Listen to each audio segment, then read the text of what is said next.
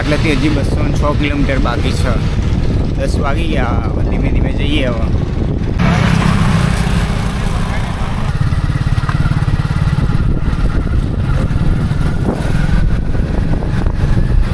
કસવાડામાં આવી ગયા આપણે. નરેન્દ્રભાઈને ત્યાં આવ્યા હતા. આપણે જમવા લઈને આવ્યા હતા. જમવાનું એકદમ મસ્ત બનાવ્યું એમને.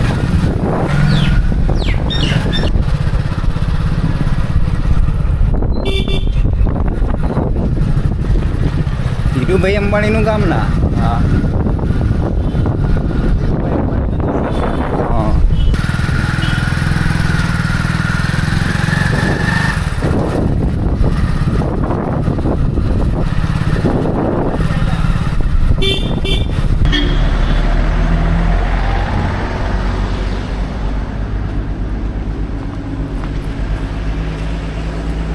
આની છે ધીરાચંદ ગોવર્ધનદાસ ના ગોવર્ધનદાસ અંબાણી. જોઈ લો કેટલા સુધી આવ કેટલા સુધી પ્રાઇમરી આપણે 9 થી 12 ધોરણ.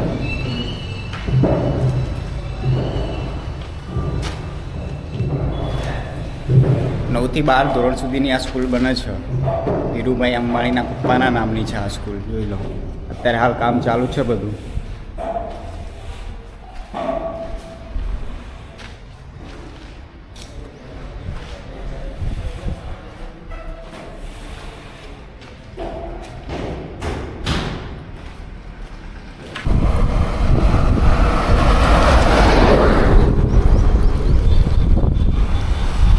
નરેન્દ્રભાઈ એમના ત્યાં ખાવા લઈ ગયા હતા અને જમીન આપણે પછી યાત્રાની શરૂઆત પાછી કરી દીધી. અને એક જગ્યાએ આવીને બેઠા છે. અહીંયા જુઓ આ બાપા સીતારામનું અહીંયા મંદિર છે અને આ રીતની જગ્યા છે. બસ અહીંયા થોડી વાર રેસ્ટ કર્યો. હવે 2 કલાક જેવો હવે નીકળીએ આગળ દ્વારકા જવા માટે. લગભગ 200 કિલોમીટર જેવું થાય છે દ્વારકા. સામેથી એટલી હવા આવે અને કે સાયકલ ચલાવતી જ નહીં. જો મકતુપુર પહોંચી આ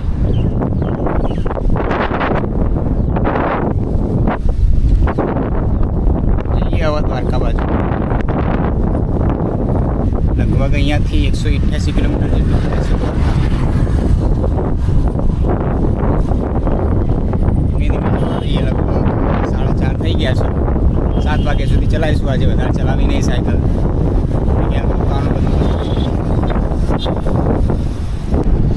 સાંજના 7 વાગી ગયા છે. હું અત્યારે આવી ગયો છું માધવપુર બીચે અને અત્યારે સનસેટનો ટાઈમ થઈ ગયો છે. જુઓ સનસેટ બતાવું તો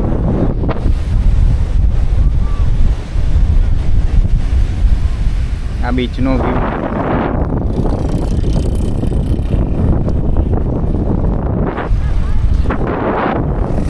બહુ બધી રાઈડો અને જમવાનું બધું અહીંયા છે. દુકાનો બધું અત્યારે. અને પબ્લિક પણ બહુ આવી છે. લગભગ લોકલ સિટીની જ લાગે છે. બહારના પણ છે. મસ્ત બધા અહીંયા મસ્તી કરે છે. કૂતરા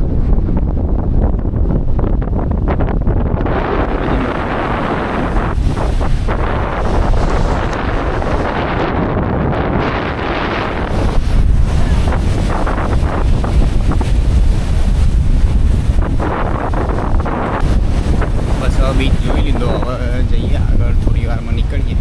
હજુ રહેવાની સુવિધા કરવાની છે. હજુ રહેવાની સુવિધા કંઈ થઈ નહીં આજે. આગળ માધવપુરમાં પૂછ્યું મંદિરમાં. આપણું મંદિરમાં પ્રસંગ હતો તો એમને રહેવાની ના પાડી દીધી. પછી કોઈ એક જગ્યાએ વાડીમાં જઈને પૂછ્યું તો વાડીવાળા કે અમે ના રહેવા દઈએ.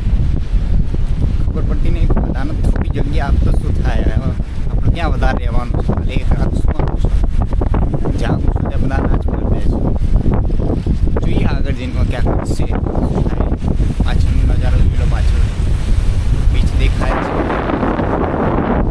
અહીંયા પડી છે. જો સાયકલ પાર્ક કરી છે.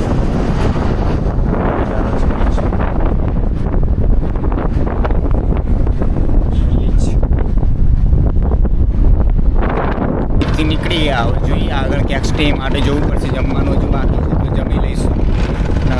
માધવપુરનો રોડ આવશે કંઈ. રોડની સાઈડમાં બીચ છે. મોટો બીચ છે. બધે બીચ છેક સુધી બીચ જ દેખાય છે અહીંયા.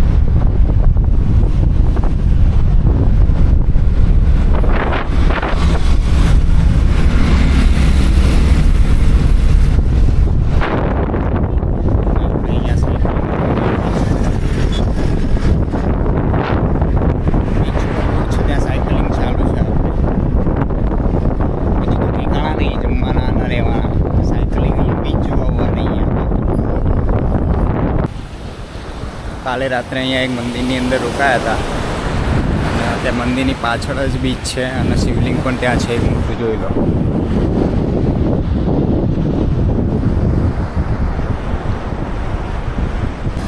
આ છે શિવલિંગની એક્ઝેક્ટ પાછળનો વ્યૂ.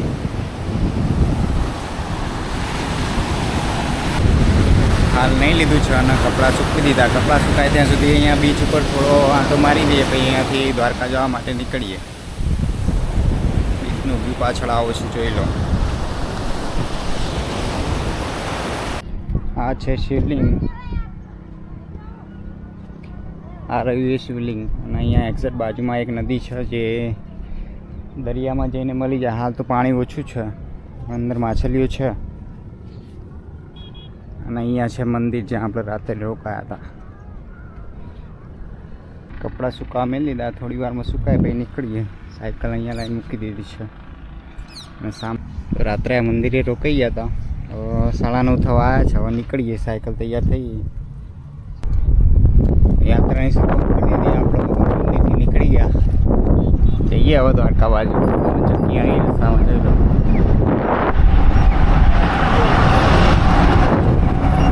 આજ ગરમી વધારે એટલે સાયકલ ચલાવાતી નહીં વધારે.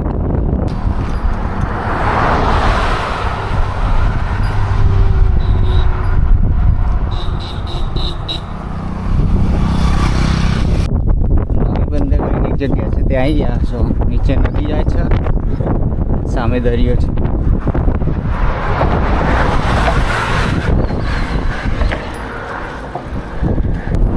5 વાગવા આવ્યા. પોરબંદર લગભગ હજી 26 કિલોમીટર જેટલું બાકી છે. આટલી ગરમી બહુ જ છે, આજે સાયકલ ચલાવાતી જ નહીં. દરિયા કિનારો છે એટલે હવા વધારે આવે, એના કારણે સાયકલ વાસી ગયા છે. એટલી ચાલે છે. જો સામેથી હવા બહુ જ આવે છે. પોરબંદર આવી ગયા. હવે લગભગ 5 કિલોમીટર બાકી છે પોરબંદર. અહીંથી જોઈએ અંદર જઈને ક્યાંક રોકાવાની વ્યવસ્થા કરવી પડશે. આ તો આખો રસ્તો દરિયા કિનારે હતો તો સાયકલ ચલાવાય જ નહીં. ધીમે ધીમે ચાલી સાયકલ. થાક પણ વધારે લાગ્યો આજે. વધારે કિલોમીટર થયું નહીં, હવા એટલી આવતી હતી ફાસ્ટ, એના કારણે. જોઈએ હવે આગળ જઈને ક્યાંક રોકાવાનું કરવું પડશે. બંને બાજુ ઝાડ છે, વચ્ચે રસ્તો છે. મસ્ત લાગે છે ને એકદમ.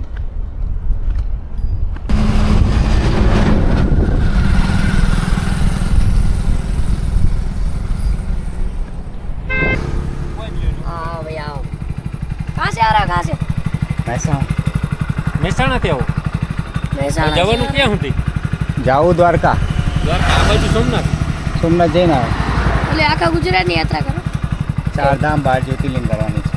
વાહ, કેટલાક જઈ આવ્યા? પહેલું પૂરું થયું, હવે જવું દ્વારકા. હા, મંદિર. તમારે દ્વારકા જવાનું હે ને? દ્વારકા જવાનું, આજે રાત્રે રોકાવાનું છે. હા, પણ પોરબંદર આવી ગયા છે. જોઈ લો, પોરબંદરનો બીચ છે અને એક આ બાજુ નાની નદી જાય છે. તો રાત્રે આ જગ્યાએ અહીં જોયા હતા. 4 વાગે વહેલા બધું સામાન પેક કર્યો. એટલા મચ્છર કર્યા, ઊંઘ નહીં આવી. અને સામાનની પણ અહીંયા સેફટી નહીં. તો સામાન સાચવીએ તો ઊંઘ પૂરી ના થાય એવું હતું. ઊંઘ આવી ના આવી એવું કરીને ચલાવ્યું. હવે 4 વાગે નીકળવું પડશે આજે. સામાન બધો પેક કરીને આગળ જઈને ક્યાંક થોડી વાર સુવાનું કરવું પડશે. સુધી નીકળીએ, આગળ જઈને નાવા ધોવાનું કરીએ. બ્લોગ અહીંયા જ પતાવી દઈએ. હવે કાલ તો એન્ડ કરવાનો ટાઈમ મળ્યો નહોતો. મળીએ બીજા બ્લોગમાં. જય શ્રી કૃષ્ણ.